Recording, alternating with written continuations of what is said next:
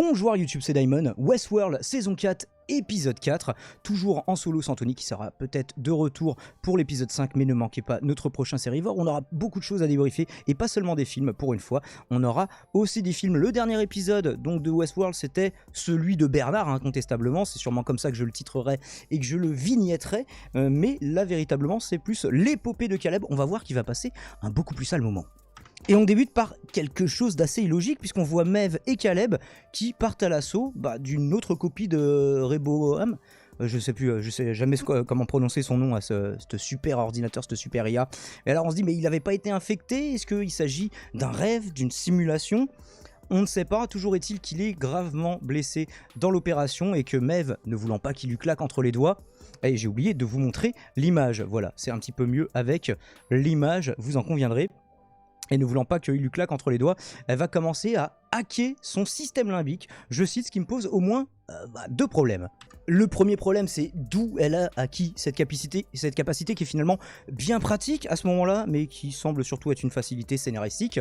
Et de deux, le système limbique, je vois pas comment ça peut le permettre de le sauver. Alors éventuellement, ça peut adoucir sa mort, faire en sorte que Caleb meure sans peur et sans douleur, et elle s'en sert finalement pour lui montrer ses souvenirs, des souvenirs, les siens qu'elle a avec sa fille.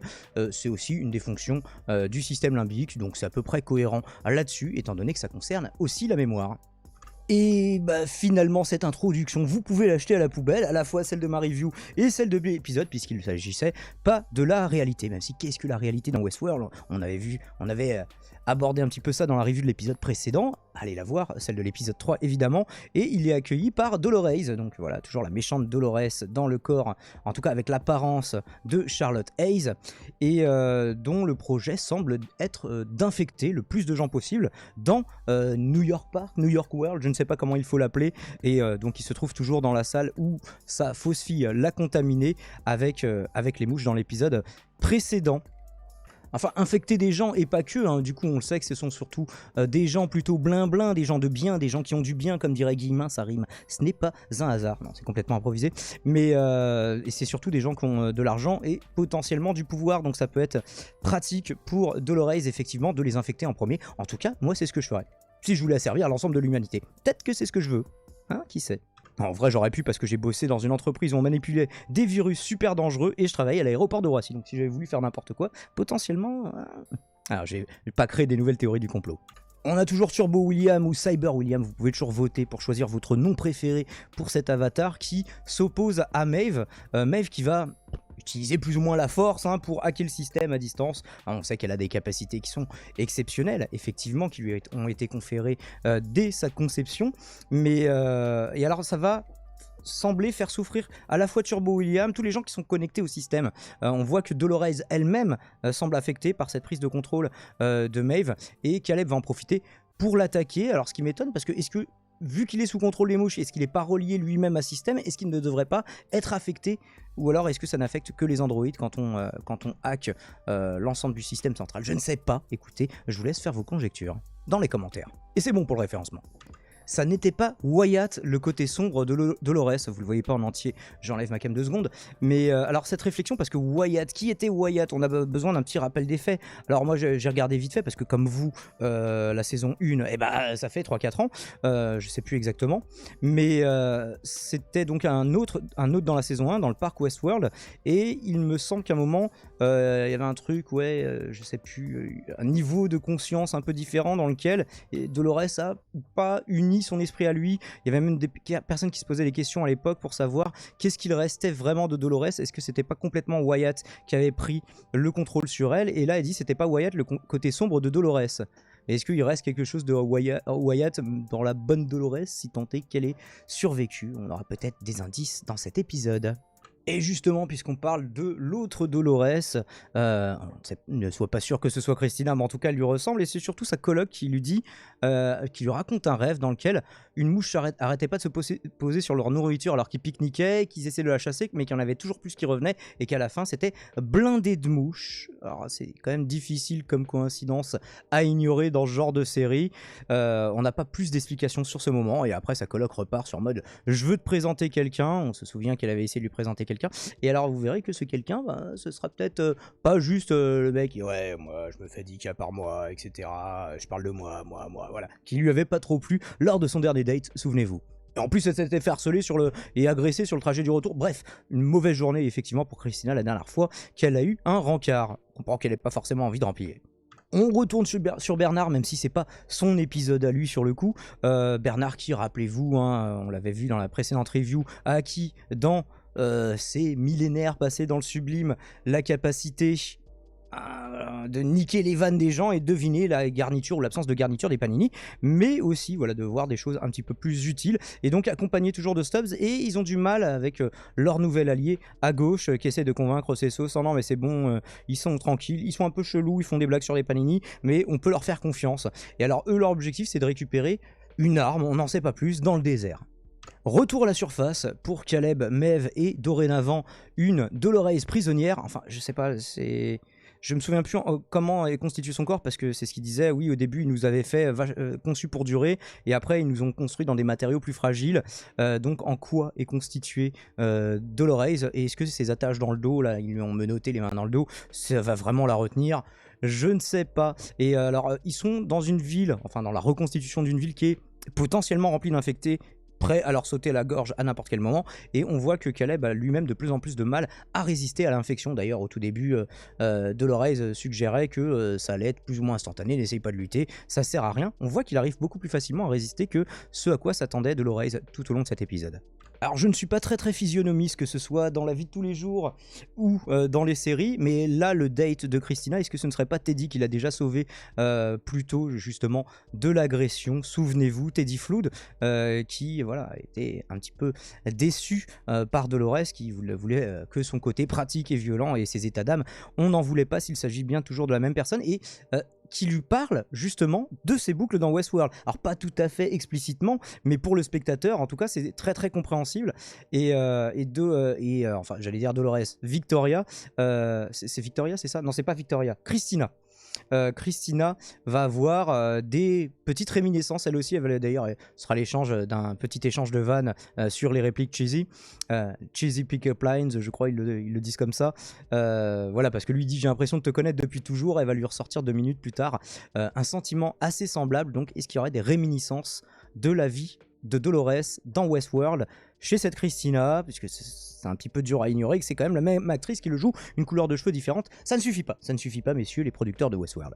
Ah, le pauvre Caleb, je vous avais dit qu'il allait morfler dans cet épisode, s'est pris un petit coup de couteau dans les rues du faux New York des années 20, et des années 20, 1920 évidemment, mais alors qu'il est pas tout à fait à l'article de la mort, il y a une séquence révélation que lui propose Maeve, qui lui dit qu'il méritait de vivre un bonheur concret. Et alors ce qu'elle va lui expliquer, c'est qu'elle a voulu lui laisser le temps parce que ouais, tu m'as abandonné. Non, je t'ai pas abandonné. Ce que je voulais, c'est que tu aies une famille, parce que tu n'aies pas juste à te préoccuper de survivre toi, mais que tu aies des personnes à défendre.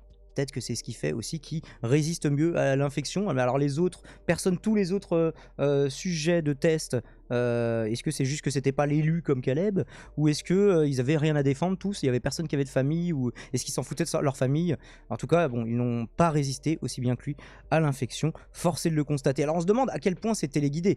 Est-ce que elle s'est dit bon bah je vais rester en retrait pour lui laisser le temps de rencontrer quelqu'un, ou est-ce que carrément tous les événements qui sont arrivés dans la vie de Caleb, c'est Maeve qui les a provoqués, et d'ailleurs elle lui fera comprendre que c'est justement en cherchant à prendre des nouvelles de lui qu'elle a utilisé le réseau électrique, qu'elle s'est fait détecter et qu'elle a relancé toute cette intrigue, tout le début de cette intrigue de la saison 4, sans quoi peut-être que Caleb aurait pu rester tranquille avec sa famille, mais on voyait qu'il avait envie de repartir à la gare. En tout cas, c'est ce que sa femme pressentait chez lui, qu'il s'ennuyait, qu'il n'était pas fait pour cette vie simple en tout cas.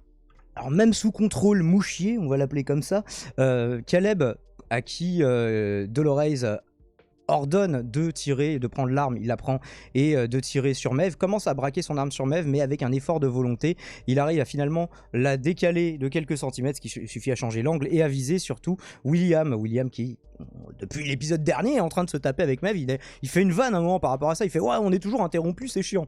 Donc je trouve ça toujours cool quand William fait des vannes, c'est assez rare, et puis ça vient casser un petit peu son personnage ultra dramatique, mais Et alors William, je sais pas, c'est pas l'air. Est-ce que c'est l'arme qui est pas efficace? Est-ce qu'ils ont mis une armature à William? On sait qu'il a eu un upgrade, mais est-ce qu'il a un upgrade physique ou pas? En tout cas, il va trouver la force à la fois de tirer une bastos dans la poitrine de Maeve, donc voilà, ce qui va la stopper tout de suite, et se relever et aller la suriner. Donc voilà, coup de couteau dans Maeve. La rafale que lui a tiré Caleb ne semblait pas suffisante en la matière, en tout cas pour lui faire avoir un avantage décisif, pour procurer un avantage décisif à Maeve.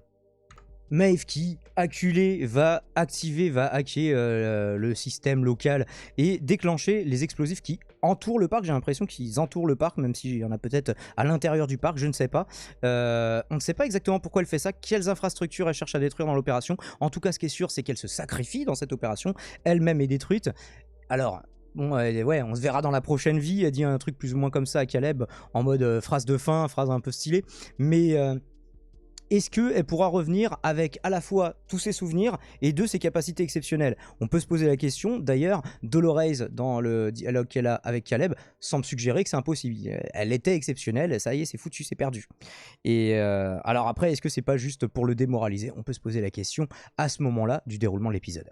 Dans la séquence suivante, on sait toujours pas trop quoi en penser, puisque Dolores apprend, ou en tout cas essaye de persuader Caleb qu'il est mort, qu'en réalité il est mort, et on se demande, est-ce qu'il s'agit encore d'un coup de bluff ou pas? Alors non seulement qu'il serait mort, mais qu'il serait là, je dis ça de tête, la 278e version de lui-même, ce qui est quand même un petit peu badant. Imaginez si ça vous arrivait. Alors le mec il fait, bah attends, je suis pas moi, et qu'est-ce que c'est être moi? Il fait, ah, quelque part, qu'est-ce que ça veut dire être soi? T'es une version de toi-même en tout cas.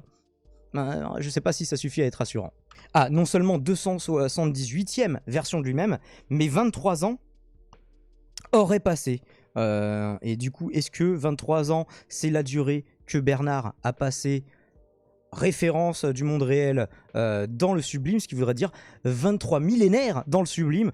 L'occasion de compiler quelques données, vous en conviendrez, et de devenir ultra chiant avec les boules à neige, comme vous l'avez constaté avec moi. Et du coup, coup de théâtre! En fait, Bernard, ouais, il est bien 23 ans plus tard, mais qu'est-ce que ça signifie? En fait, avec l'arme qu'il cherche, sa nouvelle alliée dit qu'elle cherche le corps de son père, et il répond, Caleb n'est pas là, et à ce moment-là, ça fait tilt, évidemment. Effectivement, il y avait une ressemblance physique entre les deux, ils ont bien cassé l'actrice pour jouer ce personnage. Il s'agit de la fille de Caleb, Frankie, 23 ans plus tard, voilà, la recherche du corps de son père, mais c'est pas le corps de son père. Alors on voit qu'un petit bout, mais je me demande si c'est pas justement le corps de Maeve qu'il trouve là. Quelle est l'arme qu'il trouve en même temps enterré dans le sable? D'ailleurs, voilà, encore un truc de préscience de Bernard. Il devient super chiant avec ça, c'est... Ouais, non, mais cherchez pas, creuse là. Ouais, parce que j'ai creusé tous les autres endroits. Enfin voilà, le mec, t'as envie de lui rabattre son caca du coup, alors qu'on l'aimait bien dans les saisons d'avant, mais bref, on verra peut-être une utilisation plus cool de son pouvoir. Mais en tout cas, gros coup de théâtre, voilà, c'était encore Westworld qui s'est encore foutu de notre gueule avec les temporalités, différentes timelines, et voilà, en fait on faisait ça s'alterner 23 ans plus tôt, 23 ans plus tard, simplement on ne l'avait pas précisé aux spectateurs. Est-ce que, alors sur le coup moi je l'avais pas vu venir, que cette nouvelle alliée, il y avait des indices, mais moi je n'ai pas vu venir que c'était la fille de Frankie. Bah bien joué Westworld, tu m'as encore eu. Et il vous a eu vous aussi encore? Hein, le truc de William c'était cool, mais alors là ils le font durer un peu moins longtemps, hein. C'est pas comme si c'est un personnage qu'on a découvert dans l'épisode d'avant, c'est pas comme si on nous avait baladé pendant 2 saisons.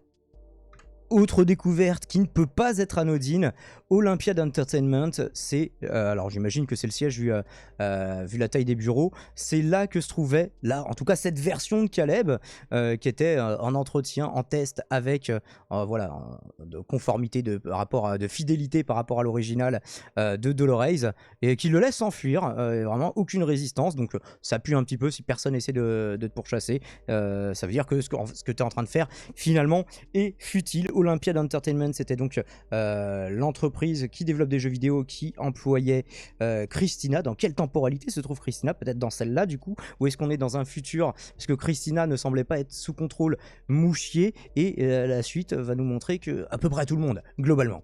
Vision cauchemardesque pour Caleb qui se retrouve dans la rue, mais qui se rend compte que voilà, tout le monde est figé. Je vous ai fait juste un micro-mouvement, je ne peux pas vous montrer plus, mais vous avez forcément vu l'épisode où tout le monde s'est figé tout à coup quand il est arrivé dehors. Tout le monde semble effectivement sous le contrôle des mouches et donc sous le contrôle de Dolores 23 ans plus tard, et un monde désormais peuplé d'une fourmilière humaine qui lui est asservie, et asservie au service de quel projet? Je me pose la question. Parce que c'est notre projet. Tu veux faire quoi en fait, Dolores? Si c'est juste se venger, c'est fait. Mais maintenant, on fait quoi maintenant? Eh bien, ce sera probablement pour un épisode, mais on a encore un plan de fin qui nous est proposé, qu'on va commenter. Un plan de fin, on ne sait pas tellement si c'est la perspective, mais regardez la différence entre les gratte-ciel et cette putain de tour gigantesque qui est au large. Alors je sais pas, est-ce qu'on est au large de Manhattan? Bonne question. Et qui sert à faire le contrôle de tous les humains. Souvenez-vous, là voilà la petite forme que vous voyez ici en triangle. Ça ressemble à ce qu'on avait vu dans l'épisode précédent en version plus miniature cette fois, qui est dorénavant, alors je ne sais pas si c'est à l'échelle mondiale, mais le nouveau symbole d'oppression bien tangible et impossible à rater de cette nouvelle saison. Il fait à présent jour et il fait un peu nuageux, ce qui est quand même cool par rapport, voilà, on était dans les températures records historiques, ce qui n'a rien à voir avec Westworld. Merci d'avoir suivi cet épisode en ma compagnie, ou plutôt la review de cet épisode en ma compagnie. J'espère que ce format qui me demande absolument aucun montage, mais simplement des pauses à l'enregistrement et quelques visuels pour appuyer ce que je dis, vous convient. En tout cas, moi, c'est la solution que j'ai trouvée pour quand je vous fais un épisode monté sur une série. En fait, ça fait autant de vues que certaines de mes reviews. Donc, je vous avoue, je préfère perdre moins de temps et surtout pouvoir réagir plus vite, épisode par épisode, même si pour les débriefs d'une saison complète, je continuerai dès que j'en aurai l'occasion, le temps, la possibilité, à faire des vraies vidéos montées. Donc si vous voulez voir mes vraies vidéos abouties, je vous le rappelle, c'est dans la playlist Le Journal de YouTube. Vous allez dans l'onglet playlist, ou sinon j'essaierai de vous la mettre en lien si j'y pense. Ciao ciao, on se retrouve très vite pour Sérivore, on se retrouve très vite pour les reviews de Better Call Saul, pour du commentaire aussi filmique et non pas cinéphile et pas seulement Sérivore. Je vous dis ciao ciao, abonnez-vous, likez, commentez, partagez et faites des dons si le cœur vous en dit que vous en avez la possibilité pour soutenir cette chaîne et les autres chaînes Daimon Radio Libre, où on fait du débat, de la radio libre, de la revue d'actualité moins geek qu'ici, et bien sûr la chaîne gaming où vous pouvez retrouver tous mes gameplays. A plus.